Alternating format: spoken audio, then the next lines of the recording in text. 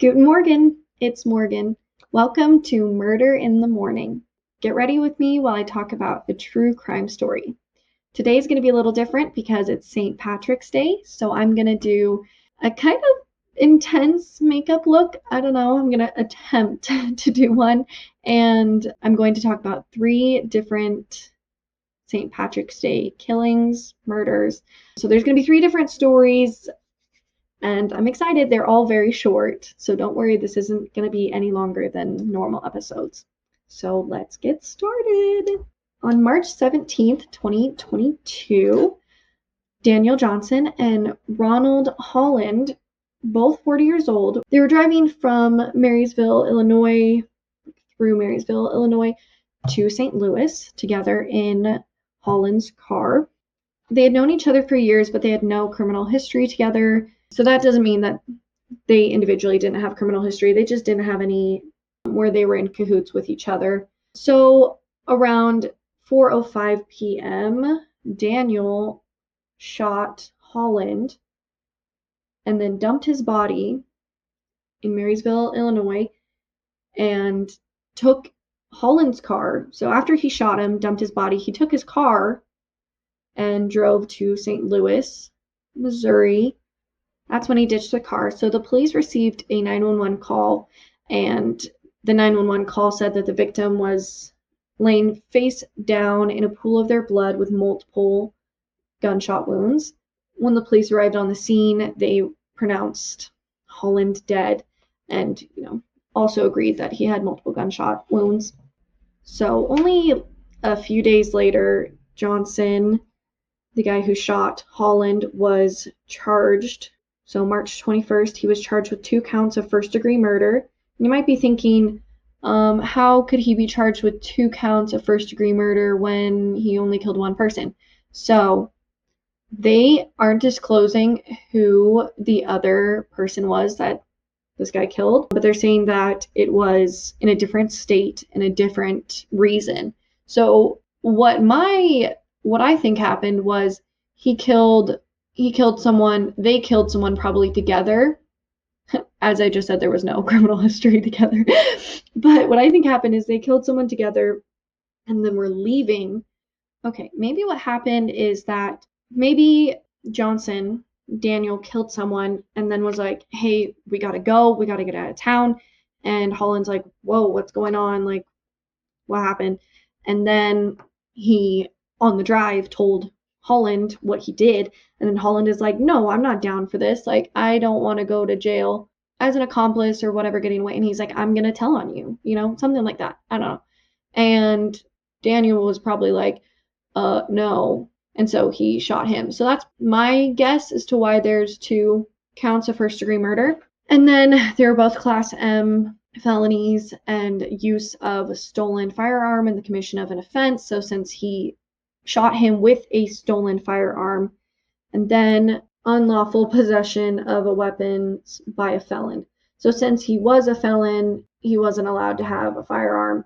So basically, so many strikes against him. So I was going to do a 3-leaf clover on my eyes, and one, since the camera is like the opposite direction, it's just not going to happen. So we're not going to do that anymore. So his bail was set at $2 million. So they obviously thought that, something pretty intense was going on and they did not want him to get away. And authorities did not disclose the motive for the killings for either one. And they didn't explain why the men went to Maryville in the first place. So like I said, I think it's because he probably killed someone somewhere else and then was trying to flee. But the prosecutors allege that Johnson drove from St. Louis area across the Mississippi River to kill 40-year-old Holland. So that would take it a little differently, that he intentionally went to go kill him. So that is that story. Kind of senseless, kind of, not a whole lot of information, but just crazy that it happened on St. Patrick's Day. So this next one is also kind of under the same umbrella. This was St. Patrick's Day 2021, so a year earlier than the last one. And it was Haley Gibbons, she was 22 years old, and Douglas Skaggs. 55 years old. They went to a Northwest Side hotel at around 2:40 a.m. So that already is like nothing good is going to happen at that time. And they met up with 2 other people. So long story short, an argument broke out and shots were fired. They fled the scene by jumping a fence and then getting in a red pickup truck with another unidentified person. The police were called and they found 39-year-old Tito Roman shot 4 times in the stomach and head and was pronounced dead on the scene. So luckily enough, there was a witness that was able to identify Haley, and there was surveillance footage that the witness was able to clearly say, yes, this was Haley that was here. And it also showed Roman with Haley showing up, and then a pickup truck, that same red pickup truck, pulling into the parking lot a few minutes after Roman arrived. And then it parked around the corner where the witness, Roman, and Haley all talked. And Haley even introduced herself to the witness. So the witness was like, I clearly know who this was. I had a full-on conversation with her. So the video surveillance shows that Haley walked into the room with Roman, and then she left him and met with the other 2 male suspects. And then the 2 men went inside and she left, and she stayed outside and waited for them. And then when they showed up, they all left together quickly after the shots were fired. So the video surveillance showed Skaggs. I'm just going to call him Douglas because I don't know how to pronounce his last name. Anyways, so the police show some of the photos from the surveillance to the public, and they're able to identify him. And they bring him in for questioning, and he basically admits to everything.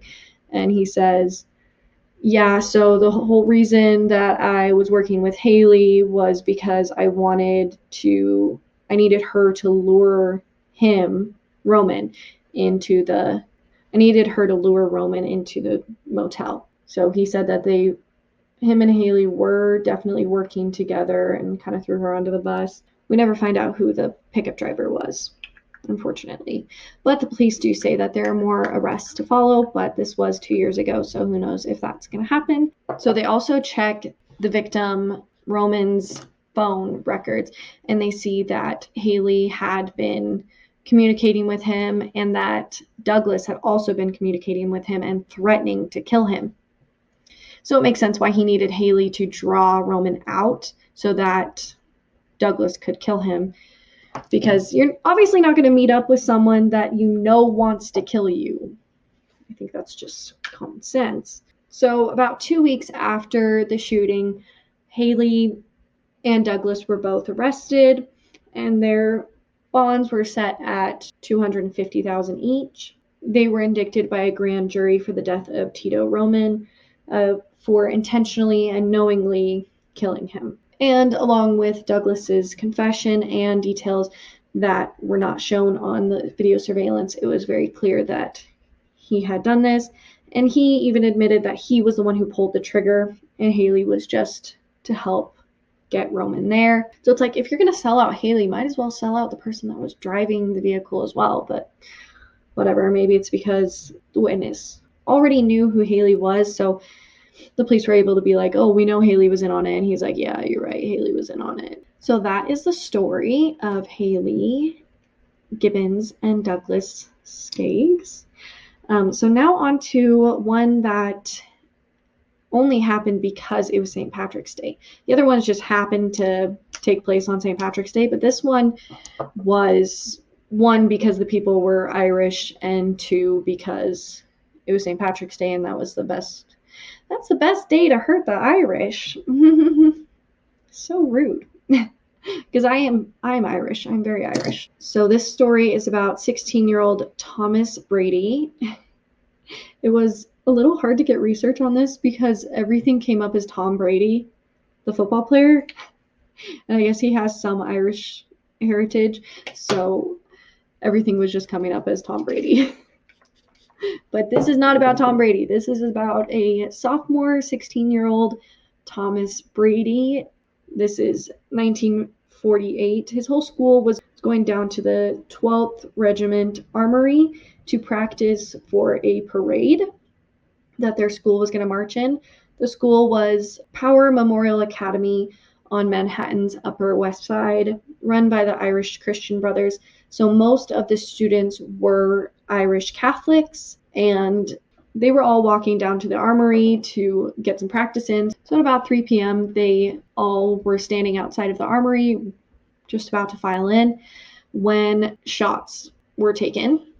Just like all of these. It's crazy that all of these were gunshots. Everybody starts scrambling, running, freaking out, right? Multiple students dropped to the sidewalk with gunshot wounds. And not just police, but everybody in the area, housewives, teachers, passerbyers, everybody saw the gunman and they started chasing him. And I think that's so remarkable that people weren't like, oh, we'll just leave it to the police. Like everyone was like, no, they're shooting students. Let's get them.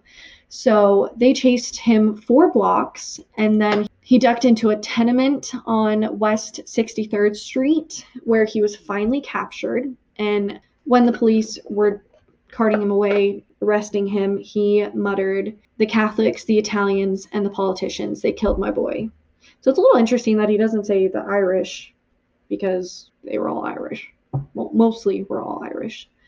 And the people that created the school were Irish. So he had taken his 3 weapons into the Church of St. Paul's, the Apostle, at 59th Street and Columbus Avenue on the Sunday before. And he said that he wanted to kill people there. Just simple as that. He wanted to kill people there.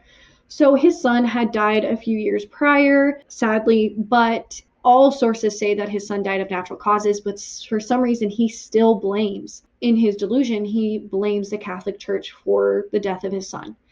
So because of that, he decided to take all of his anger out on Catholics. And he thought, oh, a school full of predominantly Catholic children was the best way to get back at the Catholic Church for not actually doing anything to his son, but to hurt other kids and to kill people on St. Patrick's Day was his idea of a good time. So this obviously devastated the school, and they did their yearbook. They called it Our Sad St. Patrick's Day. Isn't that so sad? Oh my gosh.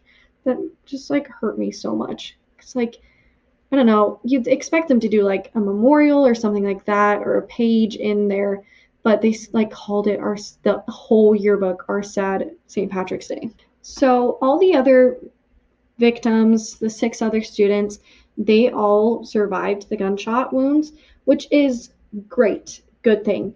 But Thomas, 16-year-old Thomas Brady, did not, unfortunately, and he died in the hospital. The next day was the parade, and President Truman came, but the parade, the march, was not accompanied by any music. It was silent, and the flags and drums were draped in black. The killer ended up being Marko Markovich, and he himself was a immigrant from Serbia. So it's a little interesting that he hated Catholic immigrants so much. He said that they ruined America, even though he himself was an immigrant. So I think he just had some issues. I wanted to add freckles because I thought it would be Irish, very Irishy, because I do have freckles, but you can't see them once I put makeup on. So Thomas's parents ended up forgiving Markovich. They said that they have no malice towards him. Also, what makes me mad about this whole thing, if he wanted to hurt people, like, why not just go in the express lane with a bunch of items at the grocery store? That's super annoying. I hate when people do that. Or, I don't know, wait at a green light until it turns yellow and then leave. Don't actually do that, because that's super annoying and people might not be super nice. But I think hurting those children, I know you're sad that your child is dead, but that's not the way to go about it. And there's no reason to continue hurting other people and then ruining your life by going to prison and all of that stuff. And also, this just affected the children for the rest of their lives. Like, instead of just doing a memorial or more of a memorial page, they did their entire yearbook. Obviously, the parents, Thomas no longer has a chance at life. And the students are every St. Patrick's Day, especially since they're Catholic and Irish. I didn't even think about that. And now, every St. Patrick's Day, they're just going to remember being shot at. and that one of their friends, one of their classmates died. That's so sad. So I hope you guys stay safe out there. Let me know what I should talk about next week. There's not a whole lot of people that were killed on St. Patrick's Day, so that's good. But let me know what I should talk about next time. Stay safe out there. Like I said before, if you really hate someone, really want to ruin their lives, whatever, just think of more practical ways of doing that, like talk to a therapist or a friend and try and get your anger out that way. But I hope you guys all have a great day, and thanks for joining me. Have an amazing St. Patrick's Day, and see you guys next time. Bye.